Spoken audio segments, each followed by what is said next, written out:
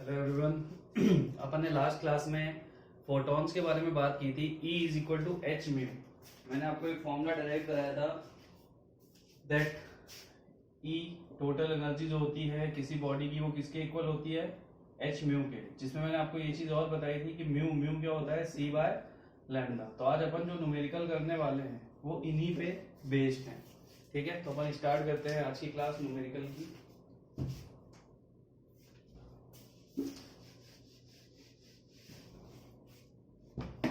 बहुत easy numericals है, कल की तरह ही है सारे न्यूमेरिकल्स, तो अच्छे से आप लोग देखिए। पहला न्यूमेरिकल है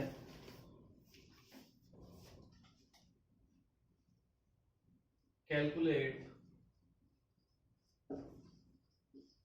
the energy of a photon of light having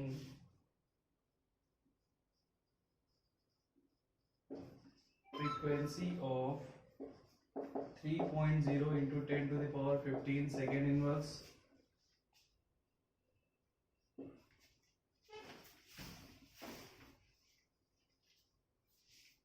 चलिए इसका सॉल्यूशन अपन देखेंगे। क्या पूछे उसने, एनर्जी किसकी, फोटोन। तो फोटोन का मतलब आप क्लियर समझ जाओगे, फोटोन मतलब एच म्यू की बात कर रहा है, फोटोन ऑफ लाइट। दिया क्या है हमें, फ्रीक्वेंसी दिया हुआ है, म्यू दिया हुआ है, कितना दिया हुआ है 3.0 into 10 to the power 15 second inverse. Formula क्या होता है, E is equal to h mu. ये हमारे पास है, ये हमको निकालना है। एच के बारे में मैंने कल आपको बताया था, it's a constant which is known as Planck's constant, और जिसकी वैल्यू होती है 6.626 into 10 to the power minus 34 joule second. अपन वैल्यू रख देंगे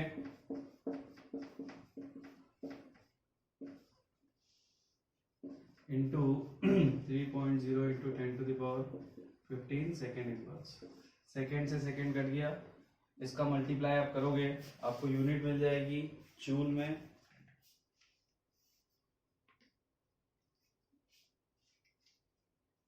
इसका आंसर है 1.99 into 10 to the power minus 18 joule.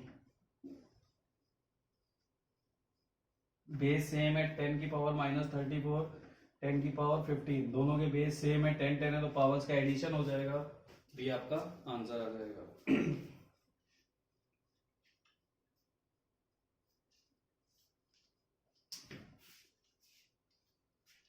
तो बहुत ही इजी न्यूमेरिकल था, हमें सिर्फ ये देखना है डाटा क्या दिया हुआ है।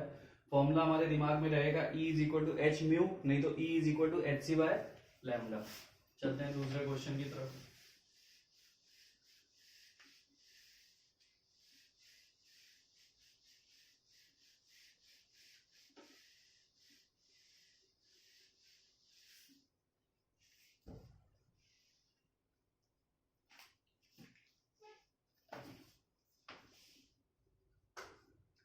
दूसरा क्वेश्चन है calculate and compare the energies of to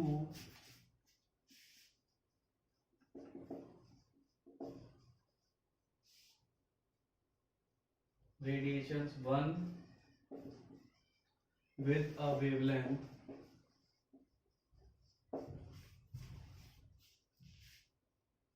of 800 nanometer and other with wavelength 400 nanometer। सबसे पहली चीज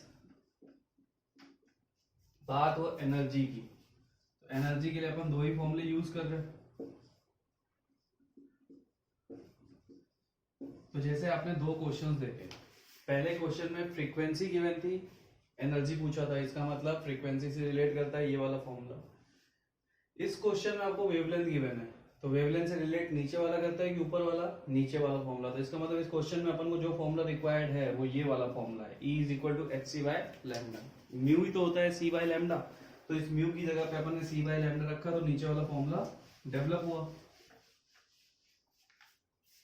दो वेवलेंथ दी गई है, पहली कितनी है 800 नैनोमीटर, दूसरी कितनी है 400 नैनोमीटर। एनर्जी निकालते हैं, E is equal to H C by lambda. तो ये इसको मान लेते हैं E1, इसको मान लेते हैं लैम्डा 1, बाकी दोनों तो कांस्टेंट वैल्यू है।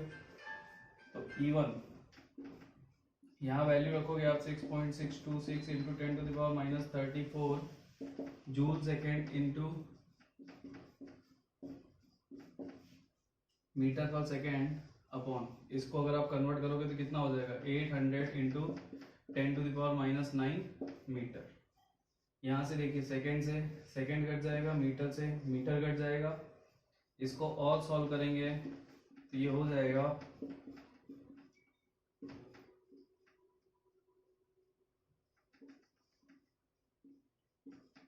10 to the power minus 34 into 10 to the power 8 into 10 to the power 9 divide by 800। तीनों बेस सेम है, पावर्स ऐड हो जाएंगी, बाकी आप इनका सॉल्यूशन कर ही लोगे, इसका मल्टीप्लाई डिवीजन और ये पावर्स ऐड हो जाएंगी। फाइनल आंसर जो आएगा वो आएगा आपका, यहां से मैं आपको बता देता, इसका आंसर आएगा 2.48 into 10 to the power 19 joule. अभी आपने पहला वाला यूज किया तो सेम आप इसके लिए भी निकाल सकते हो, बस क्या हो जाएगा नीचे 800 की जगह 400 आ जाएगा, बाकी सारे डाटा तो सेम ही रहेंगे ना, किसी भी टाइप में कोई चेंज आएगा नहीं। सिर्फ यहाँ पे क्या हो जाएगा 400, तो अगर नीचे की वैल्यू हाफ होगी तो इस वैल्यू का क्या हो जाएगा ट्वाइस हो जाएगी वो वैल्यू, तो इसके 2 टाइम्स जो वैल्यू आएगी वो आपकी क्या आएगी। तो मैं सेकंड का आंसर दे देता E2, किसके लिए 400 के लिए। 400 नैनोमीटर जब पुट करोगे तो सिंपल सी बात है, नीचे 800 था तो आंसर कितना है 2.48, नीचे 400 करोगे, नीचे बेस में वैल्यू हाफ हो रही है तो ओवरऑल वैल्यू क्या हो जाएगी 2 टाइम। तो इसके लिए जो आंसर आता है वो आता है 4.91 into 10 to the power 19 joule. तो हमारा क्वेश्चन क्या था, क्वेश्चन था कि एनर्जीज हमको फाइंड करके देनी है, किसके किसके लिए 800 के लिए और 400 के लिए। तो हमने 800 और 400 के लिए एनर्जी फाइंड कर ली। फिर उसने सेकंड क्वेश्चन में ये भी बोला है कंपेयर द एनर्जीज, तो हमें कंपेयर भी करना है। तो ये सॉल्यूशन आप लोग कर लोगे, वैल्यूज पुट करनी है, आंसर निकालना है। तो ये कंपेयर कैसे होगा,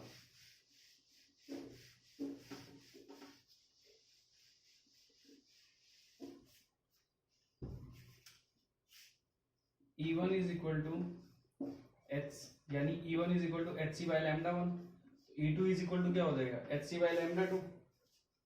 अब अगर मैं इनका रेशियो निकाल लूं, मैं E1 बाय E2 निकालूं तो ये हो जाएगा एच सी बाय लैम्डा 1, और ये चीज भी अगर डिवाइड करोगे तो ऊपर जाएगा लैम्डा 2, नीचे आ जाएगा एच सी, एच सी से एच सी कट जाएगा, फाइनली क्या आएगा लैम्डा 2 बाय लैम्डा 1। लैम्डा 2 की वैल्यू कितनी थी 400, लैम्डा 1 कितना था 800, ठीक है। तो E1 bye E2, E1 bye E2 का रेशियो कितना आया 800 बाय 400 बाय 800, इसको सॉल्व करो कितना आ जाएगा 1/2। 1/2 का मतलब क्या हो जाएगा, 1/2 का मतलब होगा that E2 is equal to E1, यानी इनके बीच में कंपेयर करो तो जो E2 है वो 2 टाइम ऑफ E1 के इक्वल है। ये हो गया क्वेश्चन, नोट डाउन कीजिए इसको।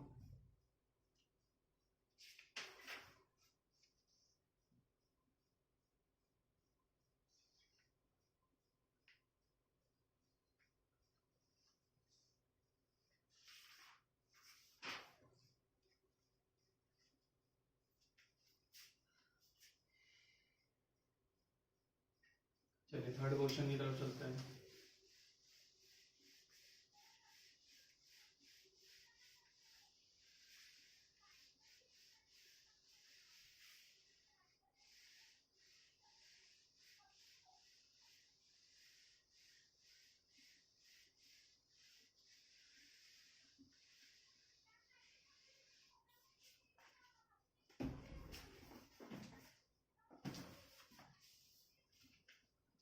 थर्ड क्वेश्चन है अपना, a 100 watt bulb emits electromagnetic light of